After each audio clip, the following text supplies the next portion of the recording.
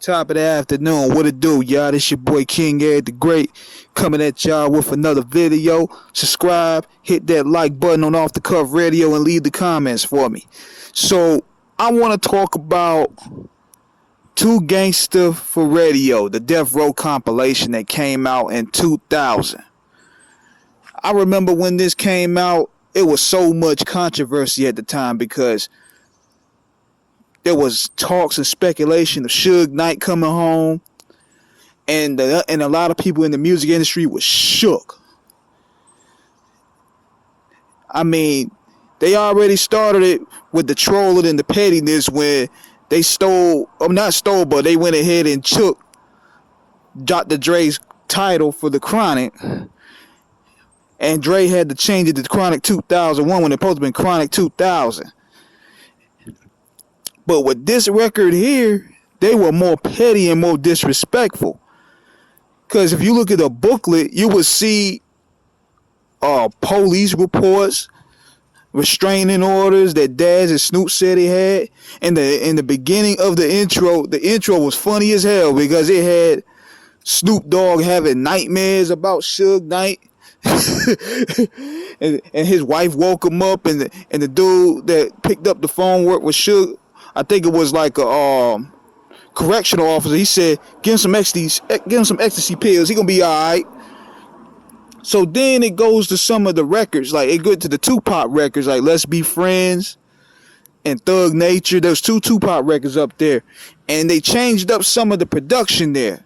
But that's Tupac. He made it work. It still sound dope. But then they wanted to showcase some of the talent there. Crooked Eye, he's on 2 songs. He's on Gangsta Rap with Scarface and Tretch. And Death Rizzo, that was his solo song, where he was throwing subliminal jabs at Snoop.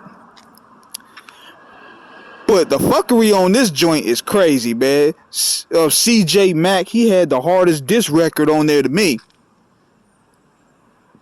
I don't know what the issue was with him and Aftermath. I don't know what happened with that, but man, he was going at Eminem, he was going at Hitman, he was going at Dre, he was going at the whole Aftermath staff.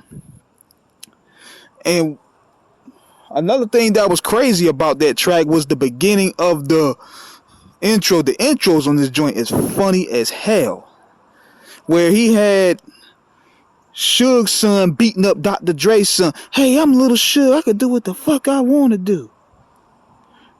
Which was wild to me because I was like, man, this is totally comedic but disrespectful. So then you got some songs up there, some people that I was surprised to see at the time. Above the Law, they had a song up there. Gangsta Draysta had a song up there. And I was like, yo, these dudes were beefing with Death Row. What are they doing on this project?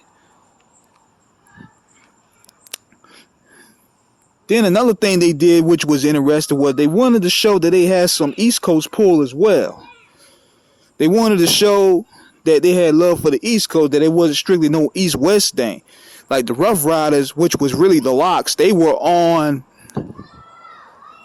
one of the songs, I think In Too Deep, and Murder Inc., they was on Murder for Life. So they wanted to show that they had some pull out there.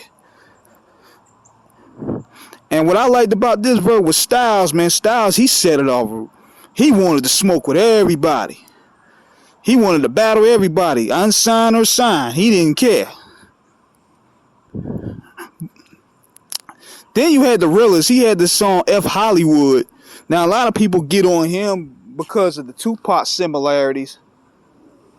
And you know, he's a friend of mine. He sounds a lot like Pac, but you could tell that he's trying to not really come across as too much like Pac when you listen to some of the songs he was featured on.